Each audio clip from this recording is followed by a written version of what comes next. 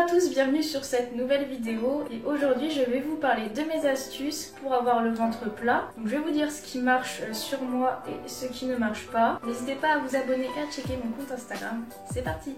Alors déjà on va différencier le gras et les ballonnements parce qu'il peut y avoir deux causes pour lesquelles on n'a pas le ventre plat. La première, c'est parce qu'on a trop de gras au niveau de la sangle abdominale et la deuxième cause va être due au ballonnement. Donc dans le cas où on a une trop grande concentration de masse grasse au niveau du ventre, on ne peut pas avoir le ventre plat à moins de maigrir. Donc comme on ne peut pas perdre du gras sur une zone précise, il va falloir perdre du gras de manière globale.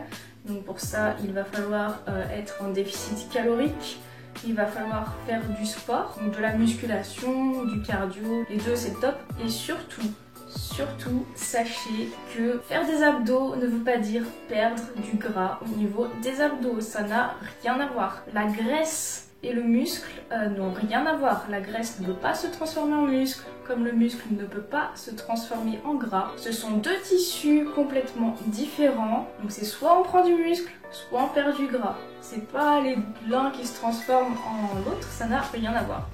Donc si vous faites des abdos, des crunchs notamment, la classique, ou du gainage dans l'espoir de perdre du gras, bah ça marchera pas en fait. Moi-même quand j'étais ado, je faisais cette erreur, j'avais pas mal de gras au niveau du ventre. Les périodes où je complexais, je me disais allez, toute cette semaine, je fais 100 abdos tous les soirs, donc je prenais mon tapis de gym et je faisais mes 100 abdos quoi. S'il y a une personne parmi vous pour qui ça a déjà marché, bah dites-moi en commentaire. Mais non, clairement ça marche pas. En fait, en faisant des crunchs, vous musclez votre sangle abdominale.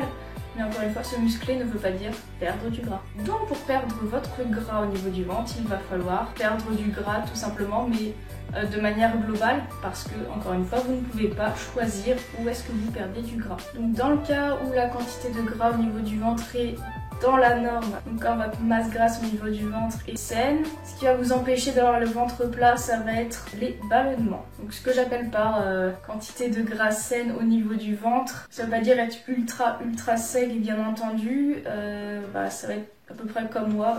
Vous aurez toujours du gras au niveau du ventre, comme moi, je sais pas si vous voyez.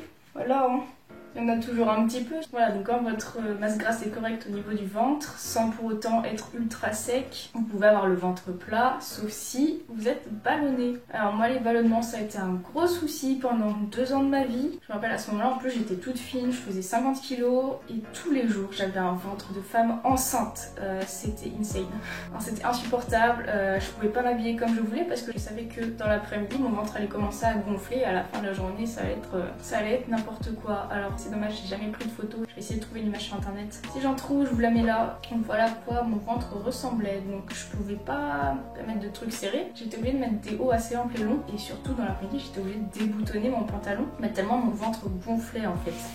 Et même ça me faisait limite mal, c'était très désagréable. Le soir parfois je pleurais parce que je comprenais pas d'où ça venait, je comprenais pas pourquoi j'avais ça et c'était chiant. Et dans ma tête c'était quelque chose qui allait me rester toute ma vie parce que mon corps était comme ça, mon ventre gonflait et ça changerait pas quoi. Alors je vous rassure, si vous êtes dans ce cas là, ça se soigne entre guillemets. Des ballonnements assez abusifs comme ça va être lié à votre alimentation. Et moi c'était mon cas, donc je savais pas d'où ça venait, surtout que je mangeais très peu à l'époque. Je me rappelle c'était l'époque où je mangeais à peu près 1200 calories par jour. Donc je comprenais pas comment je pouvais être autant ballonnée parce qu'en plus je mangeais sainement. Petite parenthèse, ne pas manger sainement va favoriser les ballonnements, le ventre gonflé, etc.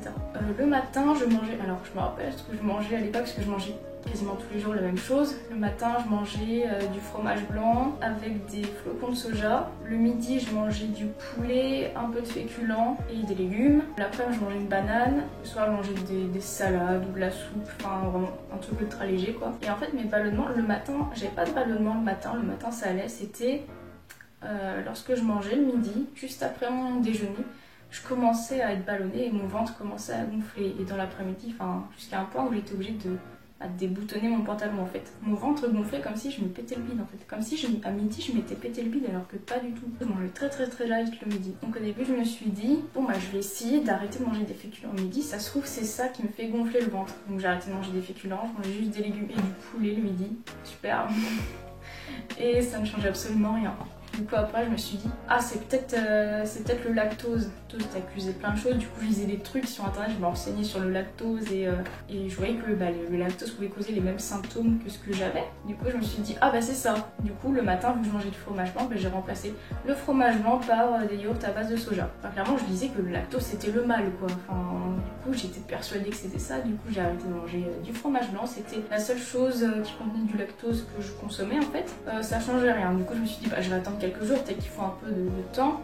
Au bout d'une semaine, aucun changement, rien. Du coup, je voyais pas du tout ce que ça pouvait être et je me suis dit, c'est peut-être la viande. Du coup, le midi, je mangeais plus rien, quoi. Je mangeais juste des légumes. Je sais même plus si j'avais remis des féculents ou quoi, mais j'étais désespérée. Je me suis dit, ça doit être la viande. Donc ça n'a rien changé, surtout qu'en plus je m'affamais, mais même si je m'affamais, mon ventre gonflait quand même en fait. Donc c'était très très bizarre. Et ma mère, elle me disait, mais c'est pas tout truc là, tes flocons de soja que tu manges le matin. Honnêtement, je pensais pas que c'était ça. En plus, ce petit déj, je l'aimais vraiment parce qu'il me permettait de tenir jusqu'à midi. Je mangeais très tôt, je mangeais à 6h30 et j'avais pas faim jusqu'à midi avec ça. Donc pour moi, c'était le petit déj idéal quoi. Et en plus, les flocons de soja, je trouvais ça ultra intéressant au niveau nutritionnel parce que ça contient à peu près 50 grammes de protéines ou 100 grammes, ça contient très peu de glucides, je vous affiche les macros ici. Quand tu lis ça, tu te dis putain mais c'est les céréales de rêve en fait. Bon, le goût est un peu chelou au début mais quand tu t'habitues après ça va. Donc je change complètement de petit déj. Je sais plus, je crois que j'avais repris du fromage blanc et à la place des flocons de soja j'avais dû prendre des flocons d'avoine à la place, je sais plus trop. Et là plus aucun ballonnement, plus rien, j'avais mon ventre resté plat, c'était comme une libération. Et en fait c'était ça, c'était ce que je mangeais le matin, alors que mes ballonnements venaient après avoir mangé le midi en fait. J'ai plus jamais touché aux flocons de soja. Le yaourt au soja c'est pareil, j'ai repris le fromage blanc et du coup je me suis dit putain en fait c'est le soja qui me cause des ballonnements insupportables quoi. Du coup j'arrête de manger du soja. Voilà, donc là dans ces cas-là j'avais trouvé la cause de mes ballonnements, j'ai supprimé cet aliment de mon alimentation, comme ça j'ai plus de problème. Et en fait j'ai découvert après que c'était pas que le soja, en fait c'est tout ce qui est légumineuse, les lentilles corail, des trucs comme ça, ça me fait exactement la même chose. Et voilà, tout ce qui est à base de légumineuses, même si le soja c'est un peu à part, mais bon bref, ça me cause des ballonnements insupportables, donc je ne mange pas de légumineuses et comme ça j'ai pas de problème. Voilà, donc moi c'est cet aliment là qui me cause des ballonnements. Pour vous ça peut être complètement autre chose, il y en a ça va être le lactose, il y en a d'autres ça va être le gluten, les classiques quoi. Après c'est pas forcément des intolérances ou des allergies, ça peut être aussi lié à la flore intestinale. On n'a pas tous la même flore intestinale et notre flore intestinale réagit plus ou moins bien en fonction des aliments qu'on lui donne. Ça peut être complètement autre chose aussi. Si vous êtes dans ce cas là, il faut analyser votre alimentation, essayer de voir quel type d'aliments vous mangez quotidiennement et supprimer un des aliments que vous mangez. Observer comment votre corps réagit, si rien n'est changé, ce n'est pas cet aliment qui vous cause des ballonnements, il faut essayer autre chose, etc. etc. Ensuite, rien à voir, mais on va parler des abdos. Est-ce que travailler les abdos va permettre d'avoir le ventre plat? Alors je pense que je vous ai déjà dit la réponse au début quand je vous ai parlé du gras au niveau de la sangle abdominale. Donc effectivement, travailler sa sangle abdominale dans l'espoir d'avoir le ventre plat, ça ne sert à rien, encore une fois. Au contraire, cela va avoir tendance à épaissir cette zone. Moi personnellement, quand j'ai commencé la musculation et jusqu'à il y a 1 an, je faisais des abdos 3-4 fois par semaine, à chaque séance de musculation. À la fin de chaque séance de musculation, je consacrais 10 à 15 minutes à mes abdos et en plus je crois que j'avais une séance exclusivement abdos et cardio. Voilà, donc je travaillais tout, je faisais des crunchs, des relevés de jambes, des obliques, je travaillais tout. Et ça dans les sports en fait d'affiner ma taille. Alors en fait c'est complètement illogique quand on y pense parce que se muscler les abdos, on va construire du muscle au niveau des abdos, donc on va épaissir la zone abdominale tout simplement. Et moi qui voulais une taille fine, en faisant les obliques, qu'est-ce que je faisais? Je m'épaississais la taille en fait. Et en fait, il y a un peu plus d'1 an, il y a 1 an, je sais plus, j'ai décidé d'arrêter de faire des abdos. Et j'ai remarqué un affinement de ma taille, comme par magie. Et effectivement, quand on travaille les abdos plusieurs fois par semaine, les abdos vont être congestionnés toute la semaine, surtout si on les travaille 3, 4, 5 fois ou tous les jours, les abdos vont être en permanence congestionnés, idem pour les obliques. Et en arrêtant de les travailler, ils seront plus congestionnés, donc la zone abdominale va s'affiner, tout simplement. Alors attention, je ne dis pas qu'il faut abandonner le travail de la sangle abdominale, Lorsqu'on débute la musculation, les exercices de gainage sont intéressants parce qu'ils vont permettre d'être mieux gainés lors des exercices polyarticulaires, donc les exercices de base de musculation. Pour ceux qui font de la musculation, sachez que travailler les abdos, c'est pas tellement utile. Pendant les exercices de musculation, la sangle abdominale est sollicitée, surtout avec les exercices polyarticulaires, comme les squats, le soulevé de terre, les pompes, les tractions,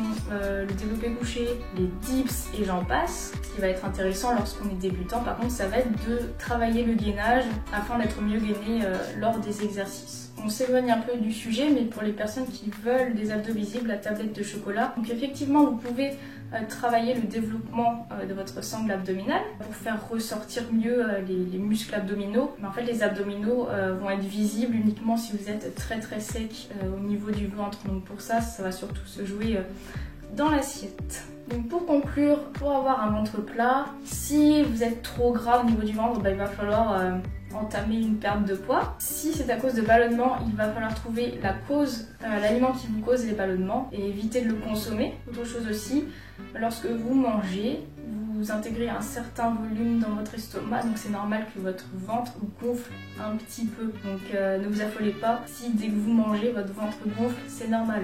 Et si après votre ventre gonfle beaucoup, telle une femme enceinte, là c'est un problème. Et également, pour avoir le ventre plat, ça sert à rien de faire des exercices d'abdominaux. Tout se joue dans l'assiette en fait, que ce soit pour perdre du gras ou pour ne pas être ballonné tout simplement.